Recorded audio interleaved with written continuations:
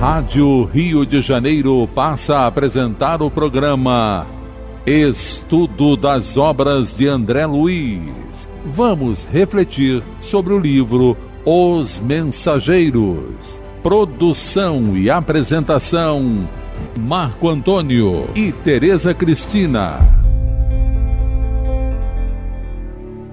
Amigos ouvintes da emissora da Fraternidade, Rádio Rio de Janeiro, novamente estamos aqui com a permissão de Jesus para darmos continuidade ao estudo da vida no mundo espiritual através da obra Os Mensageiros, obra que foi ditada pelo Espírito André Luiz e que foi psicografada por Francisco Cândido Xavier.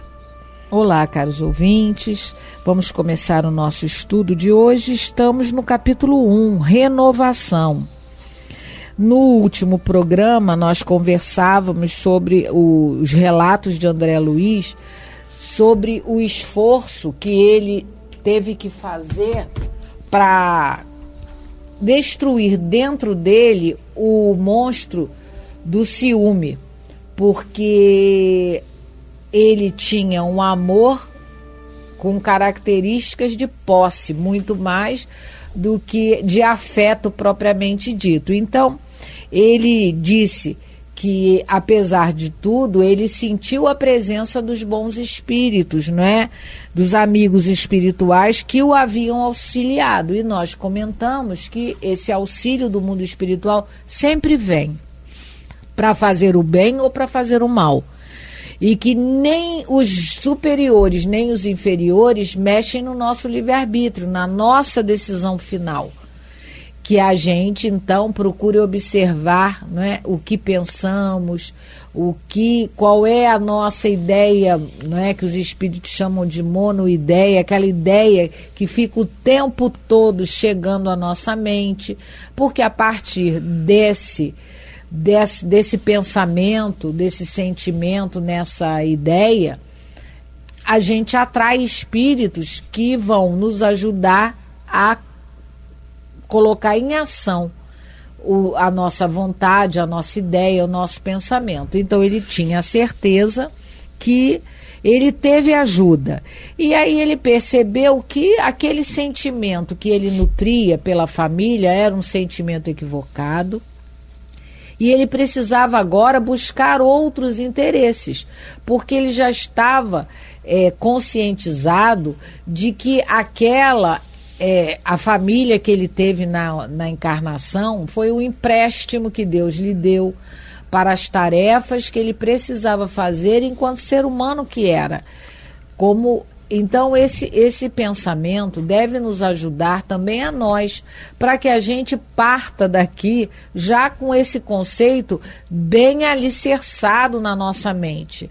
Então a nossa família, ela não, apesar da gente usar o pronome possessivo nossa, ela não nos pertence, ela pertence a Deus. São irmãos nossos que nessa encarnação estão junto conosco.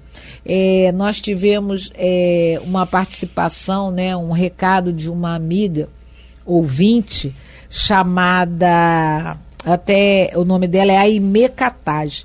Ela colocou numa mensagem para nós, né, através do WhatsApp da rádio, dizendo que é muito difícil desapegar da família. Mas é um exercício, né? Não é fácil. Ele mesmo está dizendo, ele mesmo, o André Luiz, está dizendo aqui que os amigos auxiliaram ele, né, para ele tomar a decisão correta. Ele diz aqui que eu sou uma alma pobre e imperfeita, como todos nós. Então, a dificuldade da Aimee é a dificuldade de toda a humanidade, porque, ao que eu saiba, né, os anjos não estão reencarnados. Eu estou falando da humanidade reencarnada. Os anjos estão no mundo espiritual. A grande maioria está se esforçando para começar a fazer aquilo que o Marco leu no último programa, lá do capítulo Renunciar, né, do livro Instruções Psicofônicas. Que a maior renúncia é você entender que o outro, aquele que convive com você, a caridade maior, é deixar que ele tome a decisão que lhe pareça mais feliz. Se a decisão de um familiar seu é deixar você e seguir outros caminhos, a gente vai ter que aprender a respeitar a decisão, renunciar o prazer de ter essa pessoa conosco, porque isso nos faria feliz, renunciar a esse prazer para que ela seja feliz longe da gente. E aí vai um raciocínio. É fácil? Não. Mas a gente tem que começar a colocar na mente, no raciocínio, para que um dia a gente verdadeiramente sinta isso. Talvez hoje, Tereza, né, nessa encarnação, fizesse isso com raciocínio, conseguisse. Talvez, também não passei por essa situação ainda, quer dizer, a não ser com alguns filhos que, né, foram morar em outros lugares. Com filho, eu já fiz essa experiência, sim. Porque eu tenho consciência que eu não sou uma mãe que fico exigindo que eu dei isso, dei aquilo, e agora que eu precisava de você, você não está do meu lado, você me abandonou. Então, na parte dos filhos, de alguns, eu já consegui, estou conseguindo, né? Consegui não, porque a encarnação não terminou. Acabou. Então, eu estou tentando entender isso. Ele está meu filho, mas eu não sou dona dele, ele é filho de Deus. Acima de tudo, ele é meu irmão. E se Deus permitiu que ele... Porque quando Deus não permite, a gente pode querer alguma coisa, mas se o plano de Deus não coincide com o nosso, realmente a gente não faz. E aí só um parênteses, rapidinho, que a Tereza falou. Ele é filho de Deus. Por isso é que a gente tem que raciocinar, que os Espíritos nos dizem, a gente tem que raciocinar assim, que é muito difícil. Quem dá e tira a vida é Deus. Porque esse desapego acontece, como a Tereza citou o exemplo dos filhos. O filho foi embora, é uma coisa. Agora, quando o filho vai embora desencarnando, é outra. Não é? Outro mas quem tirou ele, quem permitiu a desencarnação? Quem é o Senhor da vida? É Deus. Isso. Então, é ele é o verdadeiro pai. Aí que é difícil, meu Deus do céu, como é. Mas a gente tem que começar a raciocinar assim. Então, quem dá e tira a vida é ele. O estudo das obras de André Luiz serve, como o Emmanuel colocou no prefácio, é para a gente começar a fazer o inventário das nossas realizações, dos nossos interesses, e ver se a gente está agindo de acordo com a lei de Deus ou não, com os ensinamentos dos espíritos superiores ou não. Então, o recado aqui para nós, um dos recados aqui dessa primeira parte aqui do capítulo 1 é esse. Veja, de alguma maneira, que quem você ama pode escolher outro caminho. Como o André Luiz amava a esposa do jeito dele, mas ele amava. Mas ela resolveu escolher outro caminho, ela resolveu casar de novo. E isso pode acontecer conosco, e acontece muitas vezes enquanto a gente está encarnado. As pessoas que a gente ama, elas têm o direito de escolher outro caminho que não seja ao nosso lado. E a gente vai precisar começar a trabalhar aí a ideia de que elas não são nossas, elas estão conosco, mas não são nossas. Então, como o estudo, não é?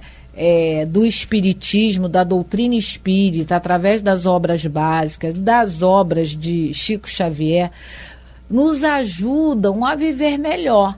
Mas, como diz o Emmanuel no prefácio, que a gente acabou de ler nos últimos programas, é para aqueles que estão interessados em melhorar espiritualmente. Porque quem não está interessado, quer continuar, né, nesse equívoco de sentimento, todos são livres para escolher. Então vamos começar a nossa leitura a partir do parágrafo 6. Foi assim que, eminentemente surpreendido, observei minha própria transformação no curso dos acontecimentos. Então experimentava o júbilo da descoberta de mim mesmo. Dantes vivia a afeição do caramujo, segregado na concha, impermeável aos grandiosos espetáculos da natureza, rastejando no lodo. Olha o que ele fala do comportamento dele.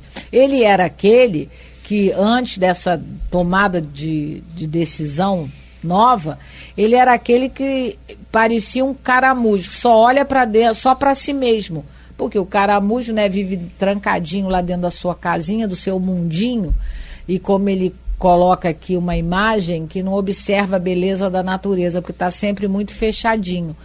Ele está dando esse exemplo que é assim que ele se comportava. Ele só olhava para os interesses dele.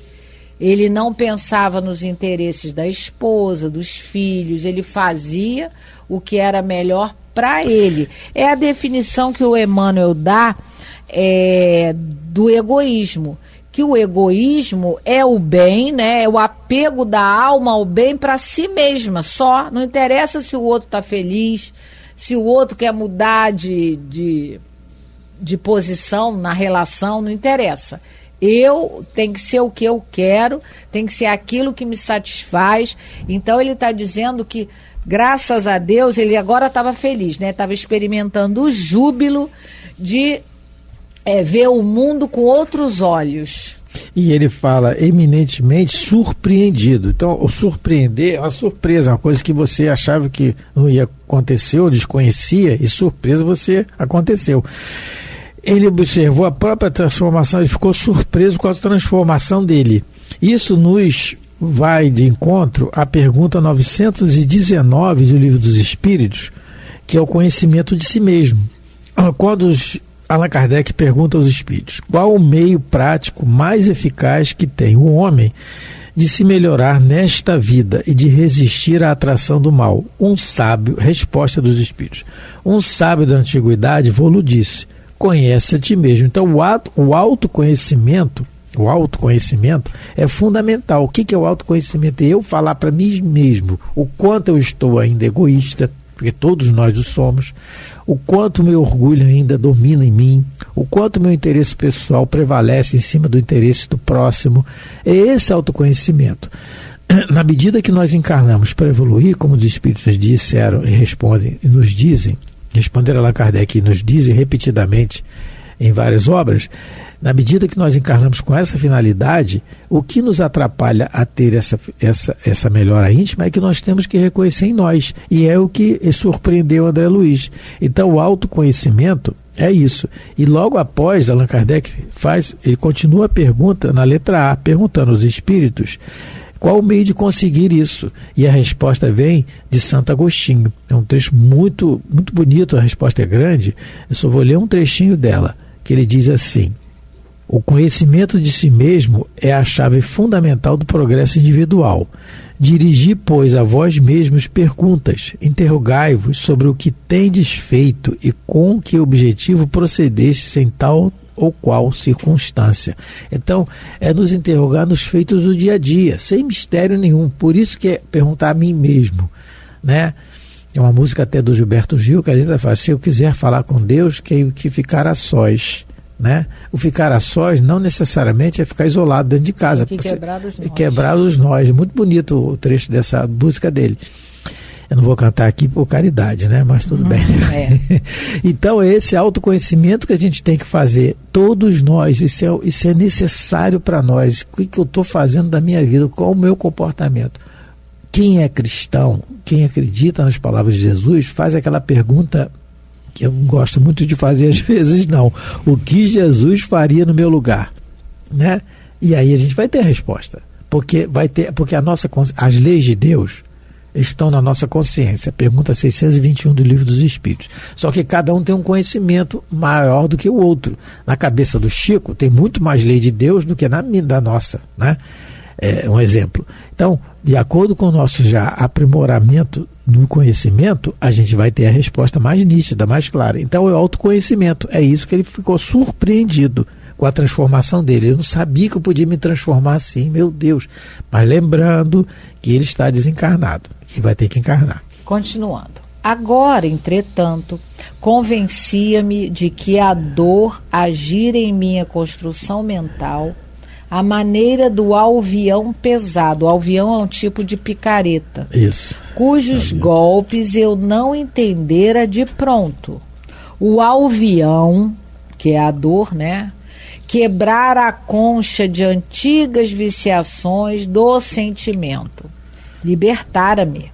Expusera-me o organismo espiritual ao sol da bondade infinita e comecei a ver mais alto, alcançando longa distância. Então ele reconhece que o trabalho que ele deveria ter feito por amor, por entendimento, não é, pessoal, ele não conseguiu. A irmã Dor, né, chegou e conseguiu quebrar essa redoma que ele vivia, vamos dizer assim. Agora ele conseguia entender que a vida é muito mais do que a família consanguínea que todos nós possuímos. A vida é muito mais, lógico, a nossa primeira tarefa, a tarefa principal é na nossa família, mas a gente não pode esquecer da família universal. Não podemos nos esquecer, porque nós precisamos da vida em sociedade para evoluir, é uma lei de Deus. A lei de sociedade é uma lei de Deus e ela precisa ser exercida. E um desses exercícios é começar a entender que a gente, sim, tem que respeitar a família, cuidar da família, mas a gente vive em sociedade. A nossa família é uma célula dessa sociedade e precisamos, de alguma maneira, conviver com as outras famílias, entender a dor do vizinho. O Emmanuel dizia para o Chico, incêndio na casa do vizinho é perigo para a nossa. A gente tem que entender que não é só a nossa família que é prejudicada, as outras famílias são também. Não é só a nossa família que sofre a dor da morte prematura, às vezes, né? Outras famílias, não é, sofrem também. Então o André Luiz, quando ele sentiu, né, aquela situação que ele achava que era dono da esposa e ele viu que não era, e foi uma dor muito grande, essa revelação para ele. Aí ele, como ele mesmo coloca, ele se sentiu mais leve, né? Ele colocou antes. E aí ele começou a ver a vida de uma outra maneira. E aí eu me lembrei que no Evangelho, segundo o Espiritismo, no capítulo 2, tem um item chamado o ponto de vista. É muito bom esse item para todos nós meditarmos nele, não é? Allan Kardec que fala sobre o ponto de vista. Olha só, eu separei só um pedacinho, porque ele diz aqui que começou a ver mais alto, alcançando longa distância. Então ele mudou o ponto de vista. Ele só olhava para o umbigo dele, vamos dizer assim, né? Ele só pensava nele e a família que ele era o dono. Mas agora ele mudou o ponto de vista. Como ele disse anteriormente, né, aqui, ele falou que agora ele não era mais um caramujo. Ele saiu para ver a natureza. E nesse item, o item 5, Kardec coloca: a ideia clara e precisa que se faça da vida futura, porque ele estava, né, ele sabia que ele ia reencarnar novamente. Ele precisava melhorar o comportamento, porque daqui a pouco tem que voltar. E nós, encarnados, sabemos que vamos para o mundo espiritual. Então, a ideia clara e precisa que se faça da vida futura proporciona inabalável fé no porvir. Fé que acarreta enormes consequências sobre a moralização dos homens, porque muda completamente o ponto de vista sobre o qual encaram eles a vida na Terra. Para quem se coloca pelo pensamento na vida espiritual que é indefinida, a vida corpórea se torna uma simples passagem, breve estada num país ingrato. As vicissitudes, as tribulações dessa vida não passam de incidentes que ele suporta com paciência, por sabê-las de curta duração, devendo seguir-lhe o estado mais ditoso. Então, nós também, os encarnados, precisamos sair dessa concha, né, dessa redoma que a gente se coloca, achando que a vida existe para nós, e não o contrário. A gente precisa, como o André Luiz mudou as concepções, nós também precisamos mudar. A gente que acredita na reencarnação, na vida contínua depois da morte, a gente precisa entender que a gente está aqui de passagem. Não é fácil? Não é. Né? Falando aos ouvintes, é um exercício para todos nós, para essa que vos fala, para Marco Antônio, para todo mundo. Mas a gente precisa mudar esse nosso olhar, precisa pensar. O nosso amigo Paulo Renato, que fala aqui na rádio, ele uma vez falou assim para a gente, todo dia a gente deve treinar que morreu e que chegou no mundo espiritual. E como é que a gente vai chegar? O que eu estou fazendo hoje, pensando hoje? Será que vai me dar vergonha quando eu chegar lá? Porque lá a gente sabe que lá tudo é revelado. Aqui a gente tem o corpo que abafa. Então, esse exercício... Então, o André Luiz, esse esforço que ele fez mudar o ponto de vista dele. Ele passou a entender que ele é filho de Deus e que todo mundo é irmão.